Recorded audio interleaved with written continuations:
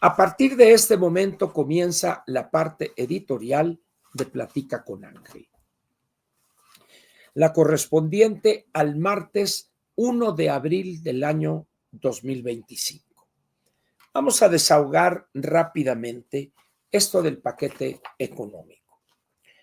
Precriterios, perdón, siempre me confundo porque es el antecedente de los criterios generales de política económica que forma parte del paquete económico que entrega el gobierno federal a través de la Secretaría de Hacienda a más tardar el 8 de septiembre del año en curso. Es importante que conozcan ustedes lo que dice en su segundo párrafo el artículo 42 de la Ley Federal de Presupuesto y Responsabilidad Hacendaria en su versión actual. Dice así el artículo 42. La aprobación de la Ley de Ingresos y del Presupuesto de Egresos se sujetará al siguiente procedimiento. El Ejecutivo Federal, por conducto de la Secretaría y en el glosario que acompaña a esta ley, la Secretaría es la Secretaría de Hacienda, deberá enviar al Congreso de la Unión a más tardar el 1 de abril un documento que presente los siguientes elementos: los principales objetivos para la ley de ingresos y el presupuesto de egresos del año siguiente, escenarios sobre las principales variables económicas para el siguiente año, crecimiento, inflación, tasa de interés, precio del petróleo, es en realidad del barril de petróleo de la mezcla de exportación, escenarios sobre el monto total del presupuesto de egresos y su déficit o superávit y otras cosas. Este documento es lo que se llama precriterios. Explicaba yo ayer que este documento o este requisito se incluyó en la Ley Federal de Presupuesto para evitar el vacío de información entre el 8 de septiembre del año anterior y el 8 de septiembre del año en curso. La volatilidad es tan grande que ameritó que se reconsiderara y surgiere este documento que se llama precriterios, aun cuando su nombre oficial es este. Documento relativo al cumplimiento de las posiciones contenidas en el artículo 42, fracción primera de la Ley Federal de Presupuesto y Responsabilidad Hacendaria. Ese es el título de este documento que aquí está, que lo acabo de imprimir hace unos 20 minutos, ¿verdad? Pero ¿por qué le llamamos precriterios? Porque es el documento anterior a los criterios generales de política económica que se darán a conocer el 8 de septiembre a más tardar. Muy bien. La parte importante de este documento llamado precriterios es lo que se llama el marco macroeconómico, es decir, los grandes referentes o las grandes variables económicas que van a determinar el comportamiento de la economía en los próximos meses y algo para el año siguiente, el 2026. De tal manera que antes, lo que hace todo el mundo, antes de leer las 40 o 50, son 40 páginas creo de esto, 45, antes de leer las 45 cuartillas, donde viene con detalle todo, uno se va al marco macroeconómico. ¿Por qué? Porque ahí viene primero, ven ustedes que dice ahí Producto Interno Bruto y dice crecimiento en por ciento real y un rango. Eso es lo que a muchos interesa. Y otra vez Hacienda miente de una manera burda, chafa, cuando dice que el rango del crecimiento para este año estará entre el 1.5 y el 2.3. Bien. Y lo que se hace es, dice, bueno, y el crecimiento puntual, se saca el promedio entre 1.5 y 2.3, eso nos da 3.8, dividido entre 2 es el 1.9. Ni yendo a bailar a Chalma, ni yendo a Magdalena a levantar a Francisco Javier, ni ir a donde está el brujo mayor en Catemaco, creo que él ya murió, pero hay otros ahí igual de estafadores que él, la economía crecería 1.9%. El 1.5% tampoco será alcanzable. En ese sentido, pues, cuando Hacienda plantea este objetivo del rango del 1.5 al 2.3 y con ello calcula una serie de variables y que esas están definidas acá, que cuántos ingresos de la federación, cuánto captará impuestos, cuántos empleos, etcétera, no van a tener sustento alguno. ¿Por qué? Porque si analizamos objetivamente la realidad económica actual, las probabilidades de que el crecimiento de la economía mexicana esté, en el mejor de los casos, entre 0 y 0.8%. Eso es ahorita, con los elementos que tenemos hoy. Probablemente en 2 o 3 meses cambie eso, pero con los elementos que tenemos hoy, la realidad que se construiría con esos elementos nos dicen que la economía crecería en un rango que va de 0% a 0.8%. Y si las condiciones generadas por la aplicación de aranceles realmente estuviera fuerte, vamos a ponerlo de esa manera, caeríamos en un decrecimiento, es decir, una tasa negativa, que puede ser menos 0.2, menos 0.3 o menos 0.1. Ya tuvimos el cuarto trimestre fue menos 0.6%.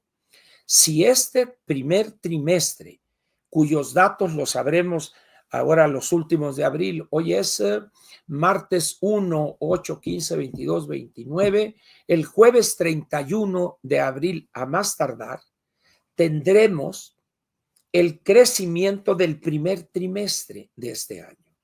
Si ese primer trimestre, el Producto Interno Bruto, con respecto al anterior, es negativo también, la expresión, vamos a decir, coloquial, es que estaríamos frente a una recesión técnica, porque tendríamos 2 trimestres con caída en el producto, un crecimiento negativo, pues bueno.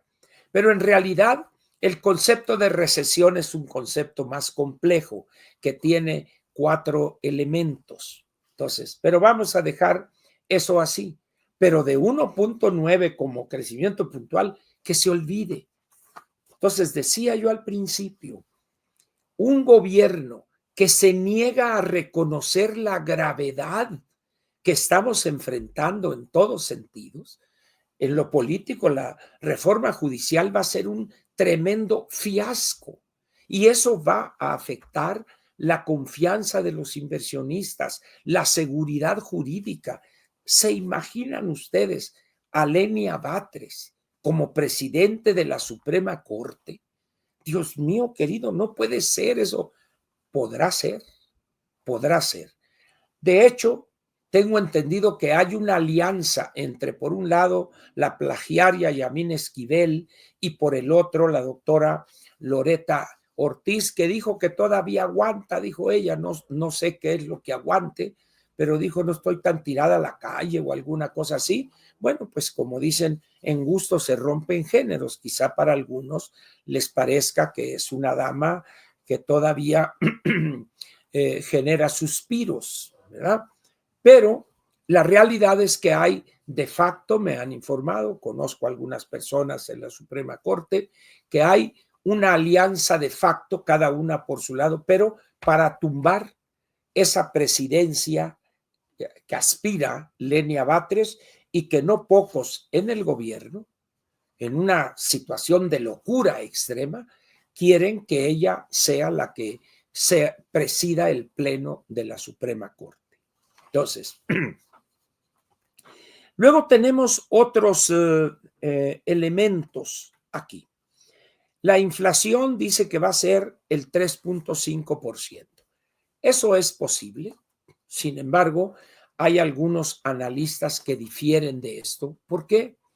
Porque Hay dos áreas de la inflación o dos conjuntos de productos, vamos, y servicios. Uno es la inflación no subyacente y otra es la inflación subyacente. ¿Qué significa eso? La inflación no subyacente son aquellos productos cuyos precios son volátiles. Particularmente ahí están los productos vegetales, legumbres, etcétera, los cárnicos, lo que es alimentos fundamentalmente, y algunos otros bienes, ¿verdad? Pero esencialmente eso es. Esos son los que integran ese indicador de la inflación no subyacente. Por eso muchos analistas prefieren acogerse a la inflación subyacente. ¿Por qué? Porque son los precios, son los productos, perdón, son los bienes, que son los que determinan realmente la tendencia. La no subyacente sube, baja de acá y para arriba, para abajo, pero la subyacente no. Entonces, muchos analistas prefieren irse a ese grupo de bienes y hablan de la inflación subyacente. Y esa está arriba todavía de la meta de Banco de México, la meta superior, que es el 4%, de ese rango que tiene como objetivo entre el 2 y el 4%. Entonces, creo que a mí no me gusta seguir el dato quincenal. Yo me espero al final del mes, en 6 o 7 días, quizá el 8 de abril, de el INEGI a conocer el dato de la inflación, del comportamiento de los precios, y ahí veremos cuál es la variación de la inflación subyacente. Pero me parece que bueno, 3.5 es posible, pero no me atrevería yo a afirmar eso hasta esperar todavía unos 2-3 meses más, quizás hasta junio, julio, el comportamiento de la inflación subyacente. Luego viene aquí otra cosa que causa risa para terminar esto. El petróleo. El petróleo sigue siendo uno de los grandes atavismos de buena parte de la clase política mexicana. Aquellos que viven por diversas razones, por razones de índole diversa, que viven en los años 30 del siglo pasado, el petróleo, la patria amenazada, la expropiación, Lázaro Cárdenas, etcétera. Trasnochados históricamente, viven pensando que petróleo es soberanía, ¿no? Petróleo es una fuente de energía, es una energía fósil, ¿verdad? Y es una energía que poco a poco, de manera gradual, ha ido cediendo espacio a otras fuentes de energía menos contaminantes en algunos casos, como sería el gas natural, y en otros casos, energías limpias, la que llaman alternativas, que sería la energía fotovoltaica, los paneles solares, y la energía eólica, que son los generadores. Ahora bien, la investigación va avanzando rápidamente.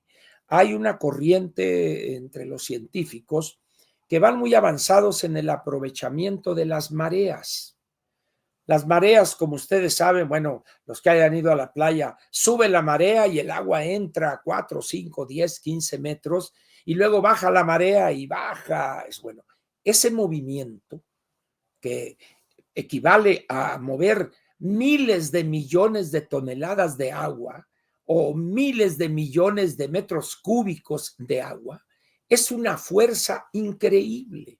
Entonces, ¿cómo se aprovecharía eso? De múltiples maneras, quizá poner o colocar de cierta manera cuando la tecnología se domine, ciertas aspas allá para generar, etcétera, etcétera. Es decir, está la energía nuclear que en Europa, en un acto de, pues vamos a decir, absurdo o simplemente un error político, la señora Merkel cerró todas las centrales nucleares de Alemania. Todavía el año pasado cerró la última. Y todo por darle juego a esos grupos de soñadores que les llaman en Europa los verdes. Entonces, para formar una alianza y formar gobierno, etcétera, sí, gravísimo error, gravísimo error. Podremos encontrar paliativos, razones que explicarían eso. Obama le dijo a la señora Merkel: nosotros los proveeremos de gas natural, no confíen en Rusia. Pues, órale, el Nord Stream 1, un gasoducto desde allá, y luego todavía se aferra al Nord Stream 2. Entonces, eso generó un problema tremendo para Europa, porque hubo países que dependían en el 80-90% del gas de Rusia. Es una dependencia tremenda. Ahorita ya no se da esa situación. Luego Francia andaba coqueteando también con cerrar las centrales nucleares. Francia obtiene el 70% de su energía de fuentes nucleares, o sea, de centrales nucleares. Entonces, a raíz del accidente en Fukushima y en otros, etcétera, se piensa que es peligrosa. No, la tecnología en materia de seguridad en los reactores ha avanzado mucho. Entonces, ¿qué es lo que sucede ahí? Que nosotros con el petróleo, bueno, me acuerdo con todo respeto para, creo que era el ingeniero Eberto Castillo, que decía que no deberíamos sacar petróleo, que habíamos que sacar poquito. La misma idea de López, que creo que la promovió también este inútil de Cuauhtémoc Cárdenas, porque qué tal si se acaba, nosotros vamos a tener petróleo. Es una visión decimonónica eso. La humanidad tiene capacidad para buscar nuevas fuentes de energía y lo ha logrado. Los automóviles híbridos o los eléctricos, etcétera, ya están probando los de hidrógeno, etcétera. Pues, ¿no? Entonces México sigue aferrado a ese tabú del petróleo y el petróleo, cuando nos ha hecho perder billones de pesos, particularmente con López. Es una tragedia Petróleos Mexicanos. Pero nos dicen, fíjense ustedes, Petróleos Mexicanos, la canasta mexicana de petróleo es una mezcla o un conjunto de petróleos de diferente calidad, el pesado, el ligero y el ultraligero. Creo que uno es Maya y el otro no me acuerdo qué es. Bueno, entonces dicen, plataforma de producción crudo total. En primer lugar, el petróleo no se produce. Yo no sé cómo utilizan esa palabra esta gente. El petróleo se extrae.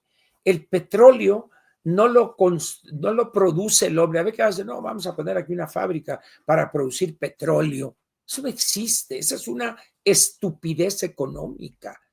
El petróleo se extrae. Eso es obra de la naturaleza a través de millones y miles de millones de años, producto de las cuestiones del centro del núcleo de la Tierra, etcétera, etcétera. Entonces el petróleo ahí está, ahí está. El trabajo es encontrarlo primero.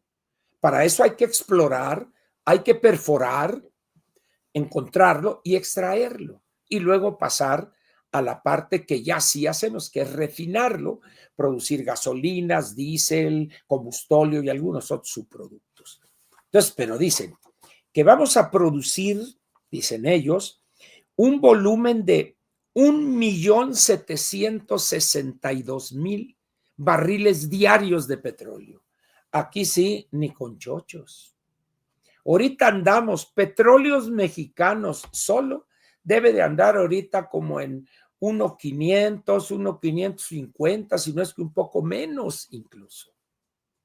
¿De dónde vamos a producir esto? No tiene sentido esto, pues. Ahora, con esto, dicen, vamos a plataforma de exportación, 765.000 barriles diarios de petróleo. No más que hay un pequeño problema. Si el delicadito de Pemex anunció que vamos a refinar 220.000 barriles diarios de crudo, pues ya no voy a poder exportar esa cantidad. y eso afectará las finanzas de Pemex porque no entrarán dólares para medio pagar parte de los intereses de su deuda. Total que para no meternos en las otras variables que maneja aquí, diremos que esto es una mentira completa. Y no tardaremos mucho en darnos cuenta de la realidad cruda y grave de la economía mexicana. Pero estas gentes, estas personas, encabezando la anticientífica, en vez de reconocer esa gravedad, mienten y mienten muy mal mienten. Ahí, pues no hay nada que hacer. ¿Quién les puede decir que no? Nadie. Además andan corriendo del tingo al tango. Ahorita están en Palacio Nacional porque llamaron a los secretarios de urgencia para una reunión por lo que va a anunciar Trump mañana.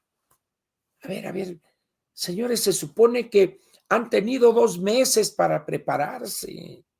Era para que tuvieran 2 o 3 escenarios más o menos claros, pero ahí andan. Eso habla de, en el editorial de hoy, lo titulé así: sí, no tienen idea sobre qué hacer.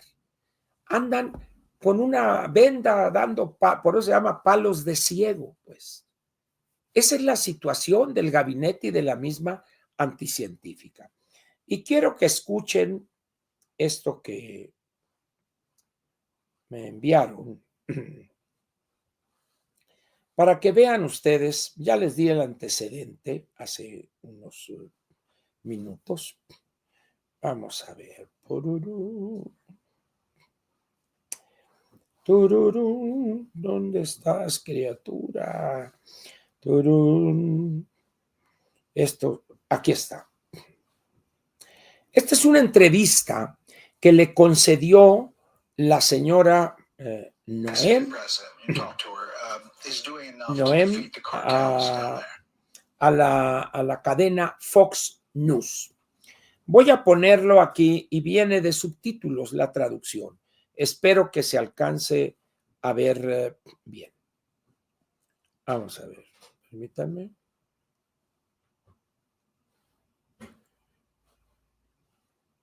Mexican president, you talked to her, is doing enough to defeat the cartels down there? You know, we talked extensively about that. I gave her some options of more she could do. She's participated a lot on our southern border, but we want her to secure her southern border with Guatemala.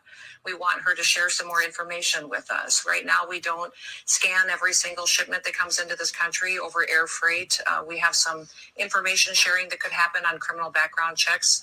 So I gave her a list of things that President Trump would be very happy to see, and she was remarkable. It was supposed to be a half-hour meeting. We met for almost 2 hours. Very productive. She did sign some of those agreements with us, and I asked her specifically to share biometric information with us, and she's willing to discuss that, even though that in her country would be a little bit controversial. But she's putting a good faith effort, but President Trump is clear. He doesn't want people to keep talking. He wants to see action, and she has an opportunity to do some things that I will give a report to the president on and see if we can deal with the tariff situation that may be facing her people. Hay varias frases ahí que desnudan a la anticientífica y dice: el presidente Trump quiere ver acciones, hechos concretos, no palabras. Y nos hemos, nomás con los 29 que enviamos allá, pero todo lo demás ha sido puro choro mareador. ¿Por qué? Porque tomar una decisión ya en torno a esto que planteó la visitante significaría entregarle a personajes de alto nivel a Estados Unidos por los delitos cometidos en México. Y luego hay una parte donde dice ella, firmó esos acuerdos, es decir, aquí te manda Trump, mijita, esto y eso, y ella de buena gana los firmó. Eso no lo informó la anticientífica. Ella no dijo, me planteó estas y estas cosas, un acuerdo, y yo lo firmé. No lo dijo eso, porque en ese momento en el Senado la oposición podría decirle, a ver, ¿qué fue lo que firmó usted? Muéstrelo. Es decir, la señora fue desnudada encuerada, diríamos coloquialmente, porque todo lo que planteó la anticientífica de esa reunión es una mentira completa o un intento burdo, chafa, de manipular esa visita. Efectivamente, de media hora planteada duró 2 horas. ¿Por qué? Porque hay una renuencia a entregar a esos políticos, hay una renuencia a tomar ciertas medidas. Luego hay otra parte donde dice, todo lo que llega por avión lo estamos escaneando, es decir, hay una tecnología de rayos gamma que la pasan y ya vemos, pero también querríamos los datos biométricos. Esto se refiere a una serie de personajes, no a toda la población mexicana ni nada, no, tampoco caigamos en esas exageraciones.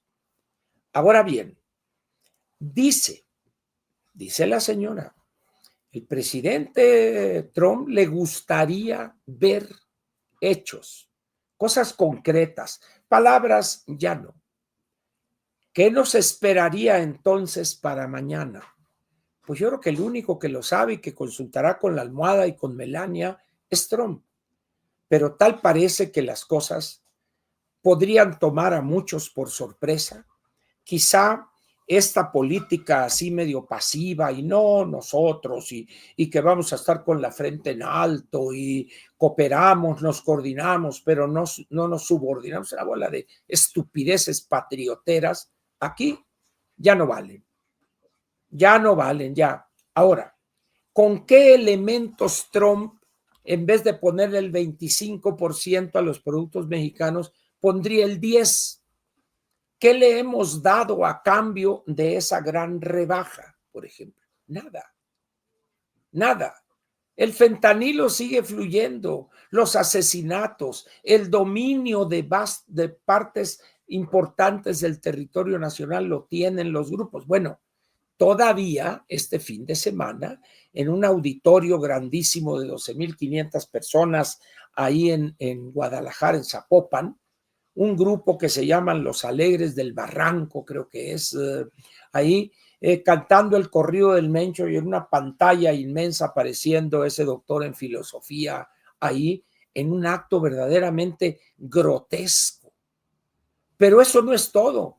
En Michoacán, ayer o anteayer, otra vez, y después del escándalo que se armó, la foto del Mencho ahí. Eso les da a ustedes una idea de la colusión de las autoridades municipales, por decirlo menos, ¿verdad? Y con todo el escándalo que se armó, que a los integrantes de este grupo les cancelaron su visa, les valió gorro, vuelven a cantar el corrido del señor Mencho. Eso les da a ustedes una idea de la fuerza que al menos en esta parte del territorio, Jalisco, Michoacán, una parte de Guanajuato, San Luis Potosí, etcétera, el cártel Jalisco Nueva Generación es el que manda, simple y sencillamente, pues. Entonces, ¿qué va a hacer la anticientífica ante eso cuando nos están metiendo allá un barco que traía 10 millones de litros de diésel disfrazado de aditivos para aceites? Pero hay una cosa, plantearon una noticia tan mala que esos 10 millones de litros no estaban en el barco. Ya habían sido descargados y estaban ahí en un patio donde había creo que como 40 pipas y no sé cuánto, es decir, y una serie de contenedores ahí. Pero ya en el barco no había una sola alma. Y dice uno, a ver, un barco de esas dimensiones que maneja esos volúmenes y los contenedores, etcétera, y de repente llega la policía y la Guardia Nacional y hasta el Chespirito, etcétera, y el ratón Crispín, y no hay un detenido, pues evidentemente les dijeron, sálganse, vénganse, vámonos, pélense. Esa es la corrupción que hay en aduanas. Esa es la corrupción. Luego el gobierno primero dijo, los agarraron en Altamira, no que en Tampico y no que por allá. Bueno, ¿y todo por qué? Por lo que está en juego. Imagínense ustedes 10 millones eran 10 o 100 millones. ¿Cuánto era? ¿100 millones o 10 millones? De los litros de diésel. 10 millones de litros. Pues por 10 pesos que se ganen, pues ya son 100 millones de pesos. Y había armas, y etcétera, etcétera. Entonces, tranquilamente, cuando estamos a punto de que nos pongan aranceles, de que haya represalias, pero han llegado, creo que en lo que va del año, 10 barcos del mismo tamaño en esa zona y entra sin pagar impuestos ese combustible. Pues. Entonces, ¿cómo poder negar esa situación? Es imposible hacerlo. Ahora, volviendo un poco a la entrevista de la funcionaria norteamericana. ¿Por qué dio esa entrevista? ¿Y por qué hizo público un conjunto de decisiones que ahí se tomaron? Los acuerdos que firmó, y luego cuando dice, y le dejé una lista de las cosas que al presidente Trump le gustaría ver realizadas. Es decir, ¿dónde está la soberanía, señora, usted? ¿Dónde está la frente en alto? Pues ahí se empinó. Y mira, aquí te dejo este papelito. Y aquí vienen las cosas que quiere el presidente Trump. Así como no. Díganle que yo creo que para la semana que entra las tenemos. Pero apúrate, porque ya no quiere palabras. ¡Qué ridículo! ¡Qué ridículo así! Y todas las bravatas esas de que con la frente en alto haremos esto y la soberanía para acá y la soberanía para allá. Toma tu soberanía. Culiempinados, Ebrard, el Juan Ramón de la Fuente, todo el mundo ahí. Ante el intento de manipular esa reunión, no, muy bien, y que esto, que el otro, ¿qué dicen allá? Exhíbanla y órale. Así van a seguir las cosas. ¿Y por qué lo hacen los Estados Unidos? ¿Por qué la ponen en evidencia? Por la manipulación de este gobierno y del anterior también, para tapar una serie de discusiones. Recuerdan ustedes cuando Biden, las veces que mandó a funcionarios, era risible, se pitorreaba y no hacía nada, nada hacía López. Ahora las condiciones han cambiado. Nomás vean ustedes la cantidad de laboratorios que han sido destruidos, los personajes de alto nivel que han detenido. Es decir, no entienden que el centro de la disputa de Trump frente a México es eso, el fentanilo, el crimen organizado, la pérdida de control de vastas regiones del país hacia el crimen organizado. Y que los aranceles y que nos van a hacer una rebaja porque somos muy buenos cuates y todo. No, hombre. En ese sentido, pues, la señora ha recibido un baño de un agua frísima, a punto de congelación. Y el problema es que, pues, ¿quién le va a preguntar de esta entrevista? ¿Quién se va a atrever ahí en la mañanera? Oiga, ¿y qué acuerdos o qué dice la lista de cosas que le dejó para que usted hiciera? ¿Y qué acuerdos firmó usted? Pero como controlan, no solo a los que llegan ahí, a los que dejan preguntar, sino que controla el Congreso, pues nadie del Senado va a permitir que se le interrogue o que se le pida ver un informe del inútil del psiquiatra que venga a decirnos aquí qué acuerdo. No. ¿Por qué? Pues porque a Adán Augusto, la jirafa enamorada, pues él controla las cosas, ¿no? Él está dedicado a promover a, ya saben a quién, ¿verdad? Eso nos habla de que esta gente no entiende lo más mínimo de este conflicto. Andan como papalotes sin cola. Y Trump nos trae como perico a toallazos. Esa es la realidad. ¿Qué van a hacer y decir mañana? Vamos a poner un escenario que nos aplica del 25% a todos los productos y que la madre, y que etcétera, etcétera, lo que ya saben. El peor escenario. ¿Qué van a hacer? ¿Con qué fuerza van a oponerse a eso? No, pues vamos a hacer lo mismo nosotros con Estados Unidos y que donde le duele. Por favor, esto es David contra Goliat, hombre. No, o sea, aquí es donde exhibe la anticientífica su incapacidad analítica.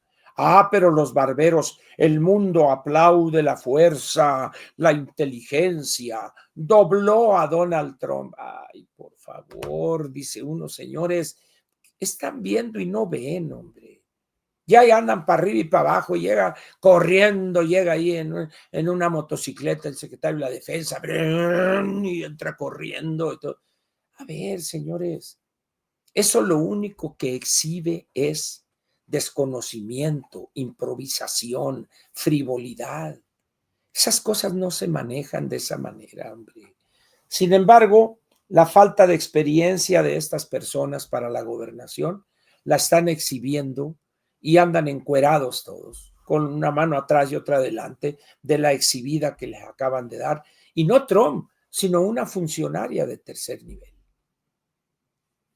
Imagínense si hubiera venido Marco Rubio, se mea en ellos prácticamente. Sí, es lo que no entiende esta gente.